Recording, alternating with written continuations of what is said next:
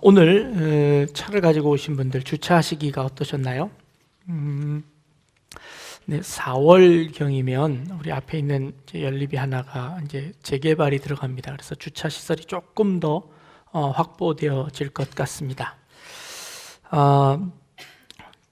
어디를 가든 주차난이 있습니다. 어떤 한 청년이 주차할 곳을 찾다가 그 동네를 한 20바퀴는 돌았나 봐요. 아무리 돌아도 주차할 곳이 없어서 주차 금지 구역에다가 어쩔 수 없이 주차를 하고 영물을 보러 갑니다. 그래도 혹시나 하는 마음에 그 차 유리판에다가 경찰관에게 한마디를 써놓고 갑니다. 제가 이 주변을 20바퀴나 돌았는데 결국 주차할 곳을 찾지 못하고 이곳에 주차합니다. 정말 중요한 약속이 있는데 그 약속을 지키지 않으면 나는 직업을 잃을지도 모릅니다. 그러니 나의 죄를 사하여 주옵소서 하고 거기다 크게 이제 써서 붙이고는 영물을 보러 갔습니다. 영물을 다 마치고 돌아왔는데 그 옆에 또 다른 종이가 한 장이 이렇게 붙어 있더라고요. 차주에게 경찰관이 쓴 겁니다. 나는 이 주변을 20년 동안 돌고 있습니다. 만약 내가 위반 딱지를 떼지 않으면 나는 내 직업을 잃게 됩니다. 그러하오니 나를 시험에 들게 하지 마옵소서 하고 붙여 놓았다고 합니다. 오늘 우리가 볼 것은 주님이 가르쳐 주신 기도 중에서 마지막 기도입니다. 나를 시험에 들게 하지 마옵시고 다만 악에서 구하옵소서라는 제목입니다. 시험에는 두 가지의 시험의 종류가 있습니다. 한 가지는 테스트라는 시험이 있고요. 하나는 템테이션, 유혹이라는 시험이 있습니다. 테스트라는 시험은요, 어렵습니다. 힘이 듭니다. 그러나 그 뒤에는 큰 영광이 따라옵니다.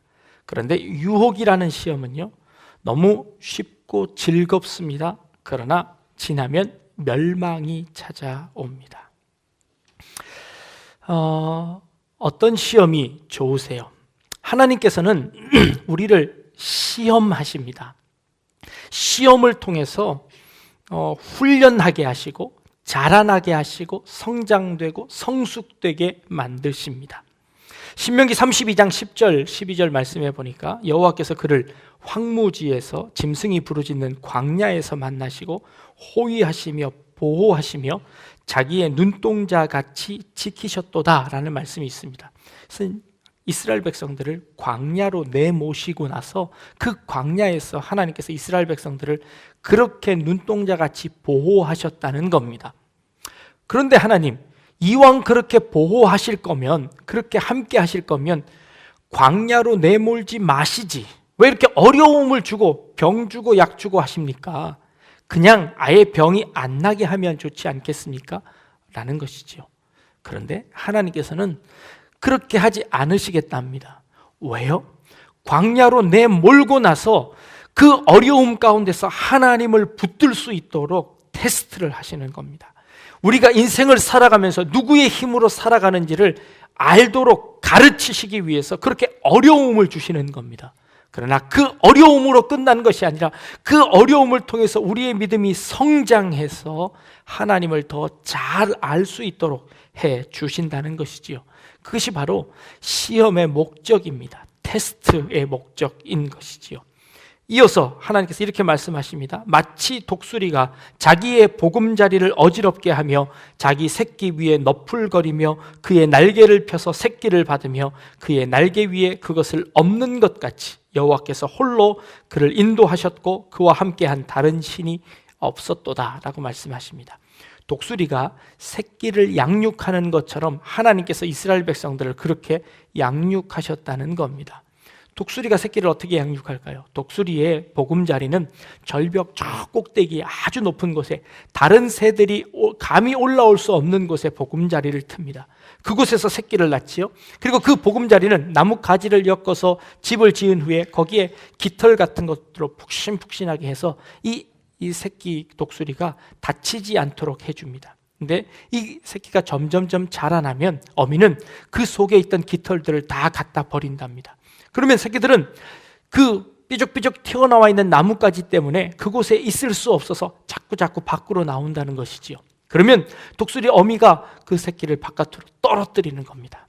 그러면 아직 날개짓을 잘 하지 못하는 이 독수리 새끼가 그 절벽 위를 떨어지면서 소리를 지르며 파닥파닥 날개짓을 합니다. 그런데요, 지금까지 그 독수리 새끼들 중에 한 마리도 땅에 떨어져서 죽은 것들은 없답니다. 왜냐하면 그 어미새가 떨어지기 전에 그 새끼를 받아 올리는 겁니다. 받아 올리고는 저 높은 곳에 올라가서 다시 그 아이를 떨어뜨립니다. 그러면 또 힘을 다해서 날개짓을 합니다. 그러는 동안에 이 양쪽 날개에 힘이 들어가서 날 수 있게 되는 것이지요. 이제 어미새로 성장할 수 있는 그런 힘이 생겨지는 겁니다. 하나님께서 이스라엘 백성들을 마치 그렇게 훈련시키셨다라는 겁니다. 하나님께서 우리에게 어려움을 주시는 것은, 우리에게 힘든 고난을 주시는 것은 그 고난을 박차고 일어나갈 수 있는 힘을 기를 수 있도록 우리들을 그렇게 시험하셨다는 겁니다. 이것이 하나님께서 우리를 시험하시는 것입니다. 고린도전서 10장 13절 말씀에 사람이 감당할 시험 밖에는 너희에게 당한 것이 없나니 오직 하나님은 미쁘사 너희가 감당치 못할 시험 당함을 허락지 아니하시고 시험 당할 즈음에 또한 피할 길을 내사 너희로 능히 감당하게 하시느니라 라는 말씀이 있습니다. 하나님께서 우리에게 주시는 시험은 모두 다 우리가 감당할 수 있는 시험만 주신답니다.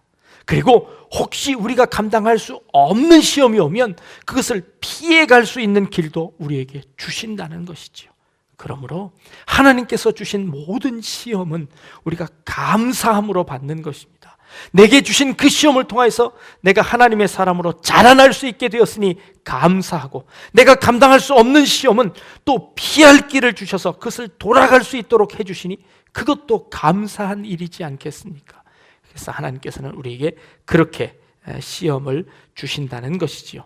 그래서 이 시험을 우리는 테스트의 시험이다 라고 이야기하는 겁니다. 그런데 또 다른 종류의 시험이 있다고 말씀드렸습니다. 야고보서 1장 13절에 보니까 사람이 시험 받을 때에 내가 하나님께 시험 받는다 하지 말지니 하나님은 악에게 시험을 받지도 아니하시고 그리고 친히 아무도 시험하지 아니하시느니라 라고 말씀하십니다. 하나님은 아무에게도 시험 받지 않고 시험도 하시지 않는답니다. 이것은 무슨 시험일까요? 유혹이라는 시험입니다. 하나님은 어느 누구에게도 유혹당하지 않고 그리고 유혹해서 그를 넘어뜨리려고 하시지 않는다는 겁니다. 그렇다면 이 시험은 누가 주는 시험일까요? 사단이 우리에게 주는 시험일 것입니다. 이 사단이 주는 시험은요, 우리 인간들이 쉽게 넘어갑니다. 그런 시험의 종류들은 이런 종류들이 있습니다. 요한일서 2장 16절에 이는 세상에 있는 모든 것이 육신의 정욕과 안목의 정욕과 이생의 자랑이니 다 아버지께로 쫓아온 것이 아니요 세상으로 쫓아온 것이다 라고 말씀하십니다.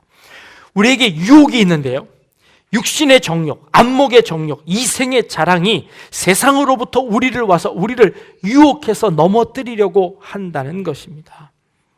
육신의 정욕이 뭘까요? 정욕, 쾌락, 이렇게 오는 유혹입니다. 무엇을 먹고 무엇을 마시고 무엇을 입을까 걱정하는 것입니다. 그것을 걱정하지 말라고 하십니다. 솔로몬이 입은 옷보다 들에 핀 그 백합화가 더 아름답지 않더냐라고 하나님께서 말씀하십니다. 그것은 하나님께서 미리 다 준비하시고 우리에게 주시겠다고 하셨습니다. 그것으로 유혹받지 말라는 것입니다. 이것이 정욕과 쾌락입니다. 안목의 정욕은 무엇일까요? 우리 눈을 만족시켜주는 모든 것들입니다. 눈으로 보는 것 때문에 얼마나 많은 사람들이 유혹을 받습니까? 그 유혹들도 우리를 넘어뜨리게 하는 그런 유혹이다라는 것이지요.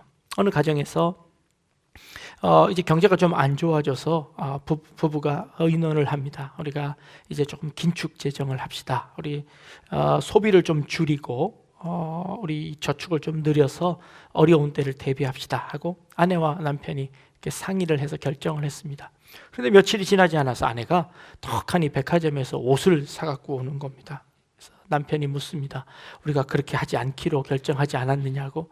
그랬더니 이 아내가 이야기합니다. 그저 나는 백화점에 가서 아이쇼핑만 하러 갔는데 사탄이 이게 너무 예쁜 옷을 보고서 이거 자꾸 사라고 나를 유혹해서 내가 그만 넘어가고 말았다고.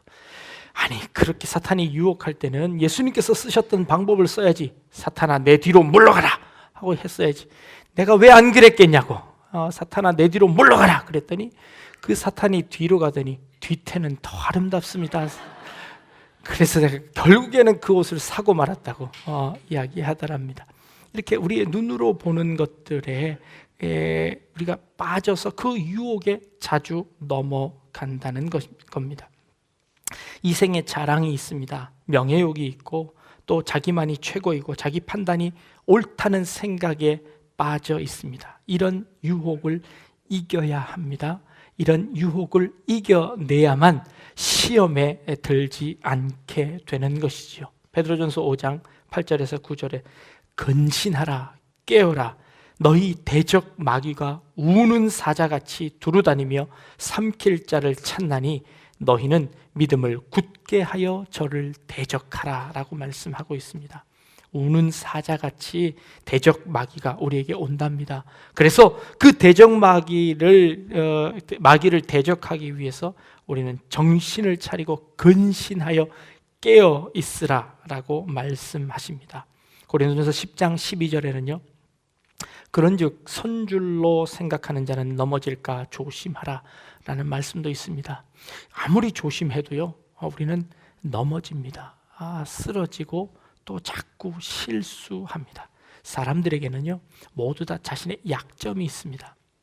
그리스 신화에 나오는 아킬레스라는 사람이 있습니다. 이 아킬레스라는 사람은요, 이 결점이 없기로 유명합니다. 몸에 어디를 맞아도 상처가 나지 않습니다. 이 아킬레스가 처음 태어났을 때 그 어머니가 제우스 신에게 빕니다. 내 아이가 상처받지 않고 건강하게 자라날 수 있는 방법이 없을까요? 제우스가 힌트를 줍니다.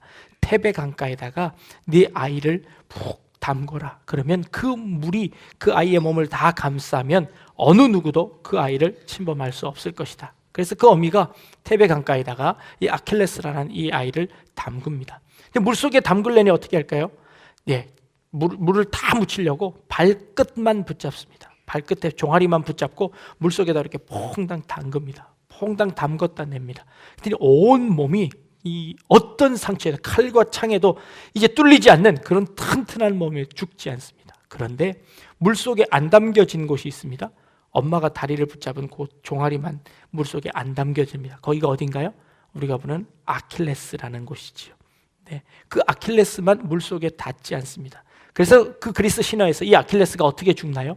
화살을 맞았는데 바로 그 발 뒤꿈치에 독화살을 맞아서 이 아킬레스가 죽고 맙니다. 모든 사람들은요, 다 강해 보이지만 나름대로의 약점을 가지고 있습니다. 어떤 사람은 돈에, 어떤 사람은 이성에, 어떤 사람은 명예에 약점을 가지고 있습니다. 여러분들이 어떤 약점을 가지고 있든 그 약점을 통해서 그것을 사단이 노리고 있습니다. 그래서 그 약점을 보완해야 되지요. 사람들은요, 한 가지 유혹에만 빠지지 않는답니다. 그 유혹에 빠지려면 한 3가지 정도의 정황이 되어지면 사람이 그 유혹에 빠진답니다. 그래서 내가 어느 부분에 약한지를 알고 어떤 환경이 되어졌을 때 내가 죄를 저지르는지 여러분 스스로 질문해야 하고, 또 잘 모르면 배우자에게 의논하는 겁니다. 여보, 내가 어떤 부분이 제일 약해 보여? 내가 어떤 환경이 주어지면 내가 이런 죄를 지을 수 있을까? 그러면 그 환경들이 조성되기 전에 그 환경들을 제거하거나 아니면 그것을 피하는 방법들을 우리가 가져야 할 겁니다. 나름대로의 이 취약한 부분들을 우리가 조심해야 되겠다는 겁니다. 사탄이 인간을 유혹할 때 이런 말을 한답니다. 첫째는 누구나 다 하는 거야. 그리고 이 정도쯤이야. 그리고 딱 한 번만 해봐. 딱 한 번은 괜찮을 거야. 그리고 아직 시간이 많잖아. 여유 있으니까 천천히 해도 돼. 라고 우리를 유혹한답니다. 다른 이들이 다 간다고 해서 그 길을 갈 수 있나요?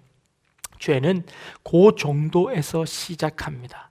모든 죄는 또 딱 한 번으로 시작하는 겁니다. 딱 한 잔만 해서 한 잔만 마시고 일어나는 사람은 아무도 없습니다. 그것이 2잔이 되고 3잔이 되고 그것이 자기를 삼켜버리게 되지요. 그리고 내일은 우리의 시간이 아닙니다. 내일을 우리가 어떻게 될지 알지 못합니다. 오늘 그 죄를 해결해내지 못하면, 오늘 그 죄를 우리가 막지 못한다면 우리의 내일은 어떻게 될지 아무도 알지 못한다는 것이지요. 그러기에 우리는 그 사탄 마귀의 시험에 우리는 늘 조심하고 깨어 있어야 되겠다라는 것이지요.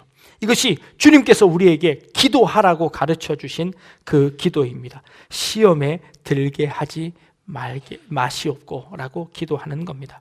그런데 2번째 기도는요, 다만 악에서 구하시옵소서라는 기도입니다. 악의 반대말은 무엇인가요?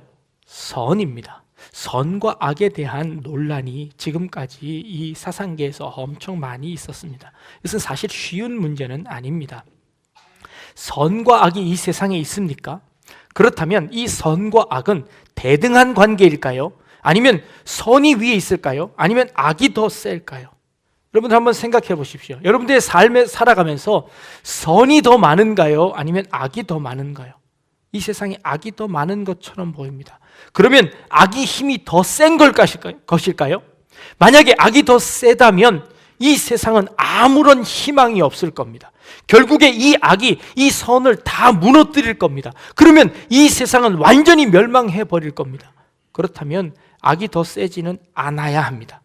그렇다면 선이 더 센가요? 선이 더 세다고 하면 또 어떤 문제가 생길까요?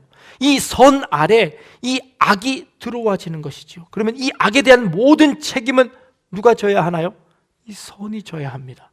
그래서 사람들이 이렇게 이야기합니다. 하나님이 선이지 않습니까? 하나님 이 세상에 왜 악을 만드셨습니까? 이 악도 하나님이 만드셨으니까 이 악에 대한 책임도 모두 다 하나님이 지셔야 합니다. 하나님께서 선악을 알게 하는 그 나무를 동산 중앙에 만들어서 그것을 따먹게 하지 않으셨습니까?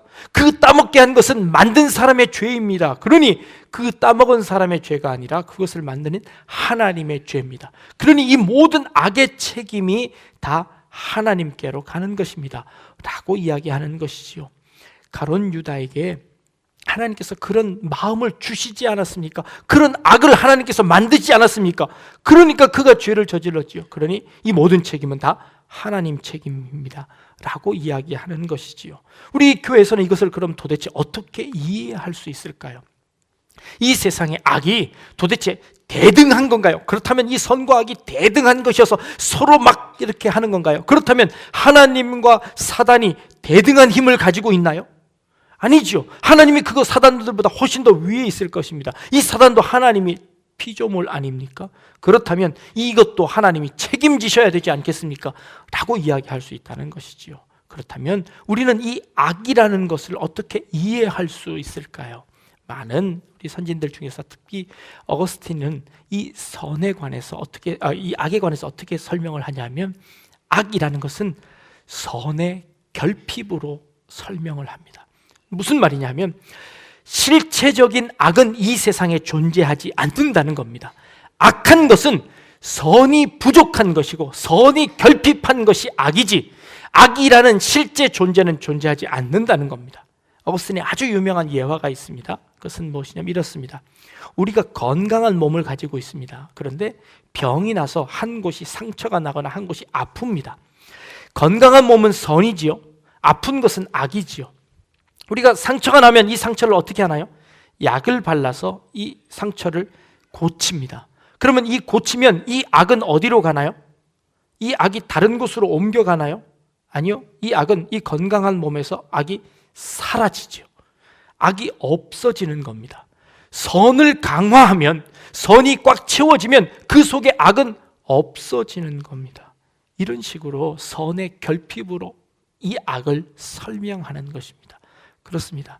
이 악은요, 하나님의 말씀을 듣지 않는 겁니다. 선악을 알게 하는 나무의 과실을 먹지 말아라. 이것은 하나님께서 주신 약속입니다. 근데 그 약속을 어기는 것이지요. 그 약속을 어기는 것이 바로 죄입니다. 그것이 바로 악입니다. 그 약속을 다시 회복하면 그 악은 없어지는 것이죠.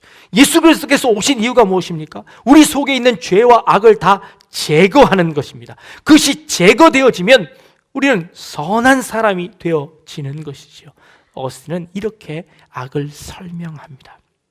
그런데 문제는 이 세상에 있는 그 악의 세력들이 너무 크다는 게 문제입니다. 그것이 실체도 아니고 그냥 허상일 뿐인 그 악이라는 존재가 너무너무 커서 우리가 늘 그 악에 매여 있고 악의 종노릇 하는 그런 몸이라는 것이지요. 그래서 주님께서 우리에게 기도하라고 말씀하시는 겁니다. 그래서 우리는 늘 기도해야 된다고 하는 겁니다.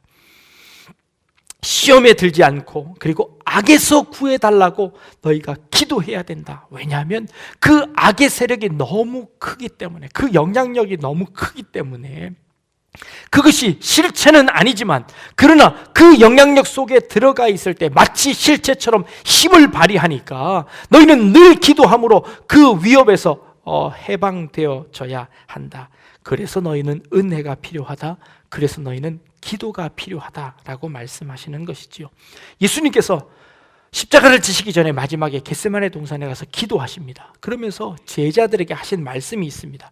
마태복음 26장 40절에 제자들에게 오사 그 자는 것을 보시고 베드로에게 말씀하시되 너희가 나와 함께 1시간도 이렇게 깨어 있을 수 없더냐? 시험에 들지 않게 깨어 기도하라 라고 주님께서 말씀하십니다. 마음은 원이로되 육신이 약하도다 라고 말합니다. 우리는 1시간도 깨어서 기도할 수 없는 그런 사람입니다. 그런데 그럼에도 불구하고 깨어서 기도하라고 말씀하십니다. 왜냐하면 기도하지 않으면 그 사단의 유혹에, 사단의 시험에 넘어갈 수밖에 없으니까 기도하라고 말씀하시는 겁니다. 그래서 여러분들은 주님 앞에 나와 기도해야 하는 겁니다. 주님이 이 기도를 하라고 가르쳐 주신 것입니다. 그래서 우리의 기도 가운데 늘 이 기도를 해야 합니다. 내가 시험에 들지 않게 해 주십시오 라고 말입니다. 목사가 제일 두려워하는 성도님들의 말 중에요, 나 시험 들었어요 하는 말이 제일 두렵습니다. 무슨 조그만 일만 있으면 시험 들었다고 합니다. 뭐 어떤 일만 있으면 네, 시험에 빠졌다고 합니다. 그 시험은 누가 빠지는 건가요? 네, 자기가 빠지는 겁니다. 자기가 시험에 드는 겁니다. 사탄의 유혹에 자기가 넘어간 것입니다. 그것이 사탄의 유혹임을 안다면, 그것이 사탄의 유혹임을 나를 넘어뜨리려고 하는 그런 계략인 것을 안다면 넘어가지 않을 수 있지 않겠습니까? 그렇게 하려면 기도해야 합니다. 하나님의 뜻이 무엇인지 알아야 합니다. 하나님께서 어떻게 우리를 인도하시는지를 우리가 깨달아야 합니다. 그리고 하나님의 그 뜻을 알기 위해서라도 우리는 무릎을 꿇고 기도해야 합니다. 기도하지 않으면 우리는 시험에 빠집니다. 시험에 빠집니다. 그래서 기도하라고 주님께서 말씀하십니다. 그 기도의 맨 처음은 무엇이었습니까? 우리가 이 주기도문을 강의하면서 처음에 아버지여 하는 말씀을 드렸습니다. 기도할 수 없을 때에는, 기도할 줄 모를 때에는 하나님 아버지라고 부르는 것만으로도 하나님께서 우리를 도와주실 것입니다. 로마서 8장 26절에 이와 같이 성령도 우리 연약함을 도우시나니 우리는 마땅히 기도할 바를 알지 못하나 오직 성령이 말할 수 없는 탄식으로 우리를 위하여 친히 간구하시느니라 라고 말씀하고 계십니다. 우리를 위해서 성령께서 친히 기도해 주신답니다. 이만큼 기도가 필요하답니다. 이만큼 기도하지 않으면 우리가 설 수 없답니다. 내가 기도해야 하고 내가 기도할 수 없을 때는 성령께서 기도해서 나를 도와주시겠다고 말씀하십니다.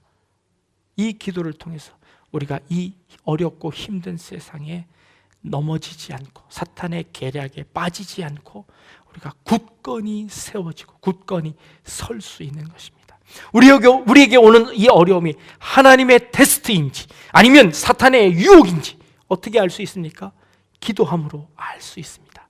기도함으로 이것은 하나님께서 내게 주시는 은혜구나 라고 우리가 깨닫고 그것을 감사할 수 있고, 때로는 이것은 사단에게부터 오는 시험이구나, 유혹이구나 담대히 선포하고 사단아 물러가라 하고 우리가 그 시험을 이겨낼 수 있는 것이죠.